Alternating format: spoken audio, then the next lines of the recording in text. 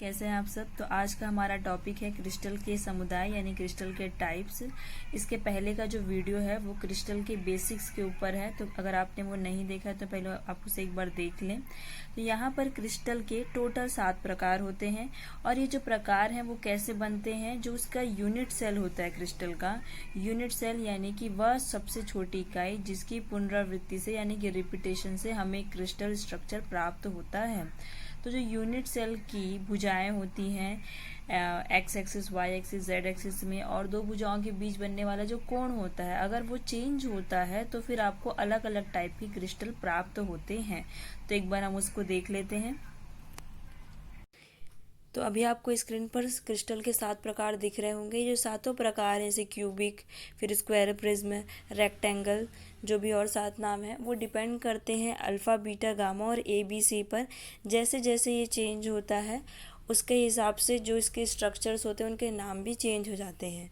Used as a U C for a crystal, जो आप ये जो बीच वाला वैल्यू देख रहे हैं, बीच वाला नाम देख रहे हैं, उन्हें हम मोस्टली यूज़ करते हैं, टर्म्स यूज़ करते हैं नाम बोलने के लिए या पूछने के लिए। क्यूबिक, टेट्रागोनल, हेक्सागोनल, ओके, तो आप ये यूज़ कर सकते हैं। तो यहाँ पर क्रिस्टल के 7 प्रकारों में से हमारा एक प्रकार होता है क्यूबिक क्रिस्टल, जो सबसे इम्पोर्टेंट होता है। वो ऐसा यूनिट सेल जिसमें कि ए बी सी और अल्फा बीटा गामा जो बनने वाले कोण हैं उनका मान अगर 90 डिग्री होता है तो उसे हम क्यूबिक क्रिस्टल कहते हैं, जिसके 3 प्रकार होते हैं जो सबसे इम्पोर्टेंट हैं। SCC, BCC, FCC इसका शॉर्ट फॉर्म है, इसका पूरा नाम है। तो यहाँ पर आपके पास डायग्राम दिया गया है क्यूबिक यूनिट सेल में जो तीनों टाइप्स हैं। SCC, तो डायग्राम में देखिए जो SCC होता है उसमें जो एटम्स होते हैं वो उस क्यूबिक के सिर्फ किनारों में हैं। वहीं अगर BCC है यानी बॉडी सेंटर है तो जो एटम है किनारों के साथ एक एटम अंदर भी है, वो भी बिल्कुल सेंटर में है। वहीं अगर FCC है तो किनारों के साथ साथ हर फेस के, हर फलक के सेंटर में भी एक एटम होता है। तो इसके हिसाब से इन्हें 3 भागों में बांटा गया है, SCC, BCC और FCC। तीनों प्रकारों को देखने के बाद एक इम्पॉर्टेंट चीज़, अगर आपको कोई बोले कि क्रिस्टल का तल बताइए, 100 तल बताइए या 010 तल बताइए, तो क्या होता है। तो एक क्रिस्टल जालक में जो जालक बिंदु होते हैं उनसे गुजरने वाले समानांतर समदूरस्थ तलों से मिलकर बनने वाले तल को जालक तल कहते हैं। तो मान लीजिए आपके पास एक सिंपल स्ट्रक्चर है, आपको पेपर में या इंटरव्यू में कहा गया कि आप 100 इसमें ड्रॉ करके बताइए। तो फर्स्ट ऑफ ऑल आप इसमें एक्सिस ड्रॉ कीजिए आराम से, कोई जल्दबाजी नहीं। ये हमारा सेंटर हो गया 000, ठीक है। 100, तो यहाँ पर ये एक्स एक्सिस को रिप्रेजेंट करते हैं, ये वाई एक्सिस वाले को और ये जेड एक्सिस वाले को। इसके बीच में कॉमा नहीं लगा है, क्यों नहीं लगा है, क्या है ये, वो मैं आपको बाद में बताऊंगी। बस ये तल है, तो ये एक्स एक्सिस में मतलब कि ये एक्स एक्सिस वाले को यहाँ पर कट करेगा, यानी कि ये कौन सा तल है, ये वाला। ठीक वैसे ही अगर आपके पास हो 0 1 0 मतलब ये वाई एक्सिस में होगा, एक्स जेड है ये, और एक्स वाई जेड। तो यहाँ पर ये 0 में होगा, ये क्या होगा 1, यानी कि ये, ठीक है। तो इस तरीके से आपको ये रिप्रेजेंट करने के लिए कहा जाता है कि तल बताइए, तो ये बताते हैं तल को कि 100 कहाँ पर है, 010 कहाँ पर है, ये सारी चीजें हम डायग्राम से बता सकते हैं। अब मोस्ट इम्पॉर्टेंट जो अभी आपने पढ़ा उसका मैंने कहा था 100 क्या है या 010 क्या है वो आपको बताएंगे। तो वो होता है मिलर सूचक, जिनके बीच में हम कॉमा नहीं लगाते हैं। तो क्या होता है मिलर सूचक। मिलर सूचक वो पूर्णांक होते हैं जो एक्स वाई जेड अक्षों पर काटे गए अंतः खंडों के वृत्तक्रमों के अनुपात के बराबर होते हैं। इतना डीप में ना सोचें, इसे सिंपल डायग्राम से समझेंगे ज्यादा समझ में आता है। आपके पास एक क्यूबिक है, उसका सेंटर O है, ये एक्स वाई जेड। तो यहाँ पर आप देख रहे हैं कि यहाँ पर क्रिस्टल बना हुआ है, ये किसी न किसी एक पॉइंट पे काट रहा है, ये किसी न किसी एक पॉइंट पे काट रहा है, ये किसी न किसी पॉइंट पे काट रहा है। तो मान लीजिए जैसे कि आप 2 रेखाओं का पढ़ते हैं कि ये उसका कटान बिंदु है, ठीक वैसे ये एक्सिस को यहाँ पर ये काट रहा है।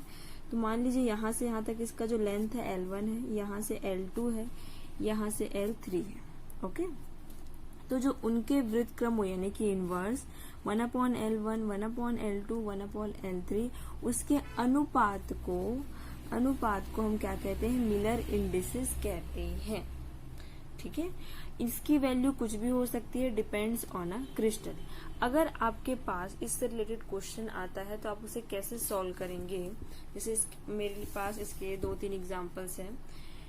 फर्स्ट है, एक क्रिस्टल के जालक तल अक्षों से 2a, 3b, 6c भाग काटते हैं तो मिलर सूचक ज्ञात कीजिए। ठीक है, तो सबसे पहले आप इसका डायग्राम अगर बनाना चाहें तो कैसे बनाएंगे। सबसे पहले आपको यही ड्रॉ करना होगा किसी भी क्वेश्चन में, लेकिन अगर आपको बेसिक समझ में आ गया होगा तो आपको ये बार बार ड्रॉ करने की जरूरत नहीं पड़ेगी। स्टार्टिंग में आपको बस इसको थोड़ा सा ध्यान देना पड़ता है। ये हो गया XYZ सिंपल। ओके, ये मैंने सेंटर कंसिडर किया। तो यहाँ पर आपको दिया हुआ है 2a, 3b एंड 6c अक्षों पर काटते हैं, यानी कि यहाँ पर के लिए 2 होगा, ये 3 होगा, ये 6 होगा।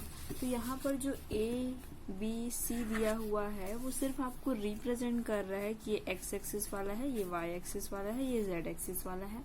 हर क्वेश्चन में A, B, C दे ये जरूरी भी नहीं है। कभी कभी वो 2, 3, 6 अक्षों के मान जो है वो उतनी दूरी पर काटते हैं या अक्षों पर काटते हैं, या L1, L2, L3 की वैल्यू ये है, ऐसा भी दे सकता है। ठीक है, तो यहाँ पर मैं सबसे पहले क्वेश्चन को इस फॉर्मेट में यहाँ तक लेकर आइए, फिर उसके बाद लेफ्ट हैंड साइड को यानी इस साइड को क्या कीजिए, लघुत्तम समापवर्तक या LCM जिसे आप कहते हैं निकालिए। तो 2, 3, 6 का क्या होगा, 6 होगा। 6 को फिर इस पूरे से क्या कर दीजिए, मल्टीप्लाई कर दीजिए, फिर आएगा 6/2, 6/3, 6/6, है ना। फिर सिंपल डिवाइड जैसे कि आप करेंगे तो क्या आंसर आएगा, 3, 2, 1। तो हमारे H के L की वैल्यू क्या हो जाएगी, 3, 2, 1। ये हमारा कहलाएगा मिलर इंडिसेस। ठीक है, तो मिलर इंडिसेस क्या रिप्रेजेंट करता है, उसके काटे गए अंतःखंडों की लंबाइयों को व्यक्त करता है। इनके बीच अगर आपको पहचानना हो कि ये मिलर इंडिसेस है, क्वेश्चन में अगर दिया है या नहीं है, तो याद रखिएगा ये कभी भी इनके बीच में कॉमा यूज नहीं किया जाता। इसे कभी भी हम इस तरीके से रिप्रेजेंट नहीं कर सकते। ठीक है, ये हमेशा 3, 2, 1 या जो भी और भी जो कुछ भी इसकी वैल्यू होगी ये इस तरीके से फॉर्मेट में रहते हैं। अब इसका नेक्स्ट क्वेश्चन है, क्रिस्टल में काटे गए अंतःखंडों की लंबाइयां ज्ञात कीजिए यदि मिलर सूचक तल के लिए 1, 2, 3। तो आपको यहाँ पर काटे गए अंतःखंडों की लंबाइयां यानी कि L1, L2, L3 फाइंड करना है। ठीक है, तो कैसे करेंगे, हमारे पास तो ये फॉर्मूला है। तो इसे क्या कर सकते हैं आप, सिंपल वे में अगर हम बनाएं तो आपके पास H के L की वैल्यू है, आपको ये सब फाइंड करना है। तो आप इस फॉर्मूले को रिवर्स कर दीजिए। इसके लिए क्या कर सकते हैं, मैं इसे लिख सकती हूँ गणित के फॉर्म में, L1, L2, L3 इधर चला जाएगा, 1/H, 1/K, 1/L। फिर जैसे हमने पिछले वाले में यूज किया सेम उसके वैल्यूज रख दीजिए। फिर हम फिर से उसमें LCM निकालेंगे। LCM 1, 2, 3 है तो 6 आएगा, 6 आया। फिर मैंने उसको मल्टीप्लाई कर दिया 6/1, फिर उसको सॉल्व किया, L1, L2, L3 की ये वैल्यू आ गई। ठीक है, तो इसे हम इस तरीके से सॉल्व कर सकते हैं। तो ये था मिलर सूचक। इसके क्वेश्चंस और ट्राई कीजिए, आपको आसानी से कहीं भी मिल जाएंगे। ये आपको पेपर में न्यूमेरिकल बेस भी पूछ सकता है या इसके साथ और एक्सटेंड करके क्वेश्चन जैसे कि मिलर सूचक पूछ रहे हैं और आपको वॉल्यूम भी पूछ दे, ये पूछ सकते हैं। और अगर इंटरव्यू में मोस्टली पूछता है तल बताने के लिए कि अगर आपके पास सिंपल क्यूबिक है, ठीक है, तो उसमें 100 कहाँ पर है, 001 कहाँ है, 200 कहाँ पर है, तो ये सारी चीजें वहां पूछी जाती हैं।